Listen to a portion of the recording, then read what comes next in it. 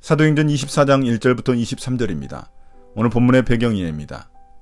바울이 가이사랴로 이송된 지 5일 만에 총독이 주관하는 재판이 열리게 됩니다. 대제사장과 장로들은 예루살렘에서 고용한 더둘로라는 변호사를 통해 바울과 송사를 시작합니다. 그들은 권력을 가진 다수의 사람들인 반면 바울은 혼자입니다. 바울은 그들의 변론에 대해 자기 스스로 변론합니다. 그러나 바울은 조금도 위축되지 않고 자신의 무고함을 당당히 밝힙니다. 24장 1절부터 9절입니다. 더둘로의 변론. 닷새 뒤에 대제사장 아나니아가 몇몇 장로와 더둘로라는 변호사와 함께 내려와서 총독에게 바울을 고소하였다. 바울을 불러내니 더둘로가 고발하여 말하였다. 벨릭스 총독님, 우리는 총독님의 덕분으로 크게 평안을 누리고 있습니다. 그리고 각하의 선견지명의 덕택으로 이 나라에서는 개혁을 많이 이룰 수 있었습니다. 우리는 어떤 면으로나 또 어디에서나 이것을 인정하며 감사하여 마지 않습니다. 나는 총독님을 오래 방해하지 않겠으니 너그러우신 마음으로 우리의 고발을 잠깐 들어주시기 바랍니다. 우리가 본 바로는 이 자는 연병 같은 자요, 온 세계에 있는 모든 유대 사람에게 소란을 일으키는 자요, 나사렛 도당의 우두머리입니다. 그가 성전까지도 더럽히려고 하므로 우리는 그를 붙잡았습니다. 총독님께서 친히 그를 친문하여 보시면 우리가 그를 고발하는 이유를 다 아시게 될 것입니다. 그러자 유대 사람도 이에 합세해서 그의 말이 모두 사실이라고 주장하였다. 대제사장 아나니아와 장로들이 변호사 더둘로를 대동하여 바울을 정식으로 고소합니다. 변호사 더둘로는 총독에게 경의를 표하며 그로 인해 우리가 평화를 누리고 있다고 찬사를 보냅니다. 그러면서 바울을 고발한 자신의 주장을 전개합니다. 그는 바울을 전염병 같은 자로서 유대인들에게 소란을 일으키는 나사렛 이단의 우두머리라고 주장합니다. 벨릭스 총독이 이뤄놓은 평화를 바울이 망가뜨리는 반역자라는 사실을 드러내려는 것입니다. 바울을 정치범으로 지목하려는 것입니다. 또한 그는 바울이 유대인의 율법을 어기고 이방인을 데려와 성전을 더럽혔기 때문에 붙잡은 것이라고 밝힙니다. 그러자 함께 있던 유대인들이 그의 말이 사실이라고 동조합니다. 24장 10절부터 23절입니다. 바울의 변론. 그때 총독이 바울에게 말하라고 머리를 끄덕이니 바울이 대답하였다. 총독님께서 여러 해 동안 이 나라의 재판장으로 계신 것을 내가 알고 있습니다. 그러므로 나는 기쁜 마음으로 내가 한 일을 변호하겠습니다. 내가 예루살렘에 예배하러 올라간 지 12틀밖에 되지 않았다는 것은 총독님께서도 곧 아실 수 있습니다. 그리고 나를 고발한 사람들은 내가 성전에서나 회당에서나 성내에서 누구와 논쟁을 하거나 군중을 선동해서 모으거나 하는 것을 보지 못하였습니다.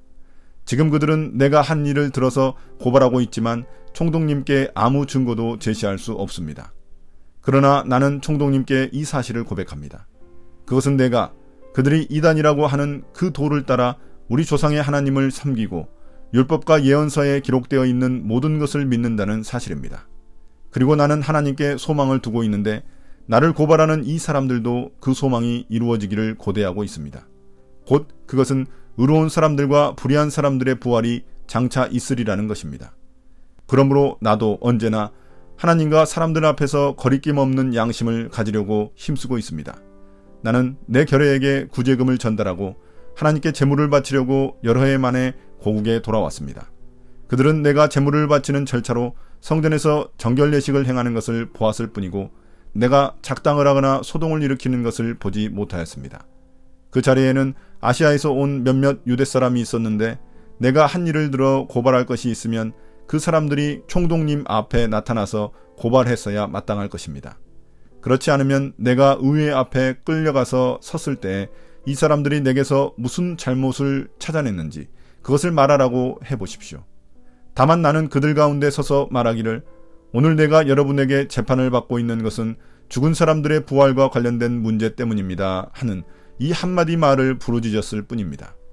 벨릭스는 그 도와 관련된 일을 자세히 알고 있었으므로 천부장 루시아가 내려오거든 당신들의 소송을 처리하겠소 하고 말하고서 신문을 연기하였다. 그리고 백부장에게 명령하여 바울을 지키되 그에게 자유를 주고 그의 친지들이 돌보아주는 것을 막지 말라고 하였다. 원고 측 변호사의 고소 변론에 맞서 바울의 자기 변론이 시작됩니다. 바울은 벨릭스가 여러 해 동안 재판장 역할을 해왔고 자신에게 변호할 기회를 준 것에 먼저 감사를 표합니다. 바울은 자신이 예루살렘에 예배하러 올라간 지 12일밖에 되지 않았다는 것을 강조합니다. 이 말은 상대 측 변호사의 말대로 바울이 대중을 선동해 반역을 꾀하려 했다고 말하기에는 턱없이 부족한 시간이라는 사실을 어필하려는 것입니다. 또한 바울은 자신이 성전이든 회당이든 어느 누구하고도 전쟁하거나 군중을 선동하는 것을 본 사람이 없다는 점을 밝힙니다. 그들이 고발의 증거를 제시할 수 없을 거라고 말합니다. 바울은 자신이 인정하는 것도 말합니다. 바울은 자신이 믿는 도는 조상 때부터 섬기던 하나님을 섬기는 것이며 율법과 예언서인 구약 성경이 말하는 모든 것을 믿는 것이라고 고백합니다. 또한 그는 부활을 통해 하나님께 소망을 두고 있을 뿐이라고 고백합니다. 그렇기에 자신의 양심에 거리낄 것이 없다는 것입니다. 이러한 부활에 대한 믿음은 바리새인들도 가지고 있는 믿음일 뿐입니다. 바울은 자신이 구제금을 전달하고 하나님께 제물을 바치려고 예루살렘에 와서 유대인들의 율법에 맞춰 성전에서 정결 예식을 취했을 뿐 결코 성전을 모독하거나 군중을 선동하여 소동을 일으킨 일이 없다고 주장합니다. 또한 바울은 모든 사태를 촉발한 소아시아에서 온 유대인들이 직접 나서서 자신을 고발해야 하는데 그들은 총독 앞에 나타나지 않는다고 말합니다. 그러면서 바울은 예루살렘 공의회에 자신이 끌려갔을 때 그 사람들이 자신의 잘못을 발견한 것이 있는지 묻습니다. 바울은 자신이 죽은 자의 부활에 대해서만 언급했을 뿐이라고 말합니다. 벨릭스는 바울이 믿는 도, 즉 복음에 대해서 자세히 알고 있다고 말합니다. 아마도 그는 자신의 아내 드루실라를 통해 그 도에 대해서 들었기 때문에 바울의 무죄함을 알았을 것입니다. 그럼에도 불구하고 그는 바울에 대한 판결을 유보한 채 천부장 루시아가 오면 그때 소송을 처리하겠다고 신문을 연기합니다. 그리고 백부장에게 바울을 지키되 자유를 줘서 친지들이 그를 돌보는 것을 막지 말라고 명령합니다. 오늘 묵상입니다.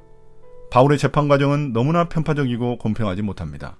종교 지도자들은 자신들의 권력과 지위를 이용해 바울에게 죄를 뒤집어 씌우려 합니다. 그러나 바울은 홀로 당당하게 자신의 무죄함을 변론합니다. 마치 예수님의 재판 과정을 보는 듯합니다.